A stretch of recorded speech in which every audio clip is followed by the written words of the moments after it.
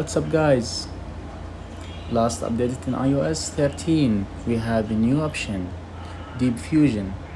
It will give us a lot of options, a lot of details for pictures. But the main problem, we don't have any buttons to make it on or off. So what we have, or what we can do to activate this option, first of all we will go to settings, and second you will go to cam settings, and the last you will see composition category here. Photos capture outside the frame, it's on and off. When you make it off, it directly activate the Deep Fusion option.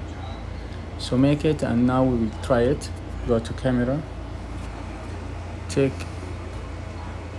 any picture,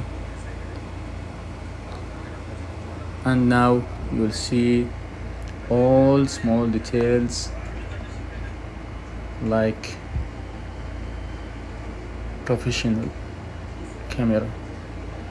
Some guys, they will not see any difference between Deep Fusion and previous, but this is what iOS give it for us. Thank you guys. Keep watching my channel and give me any comments. Subscribe my channel.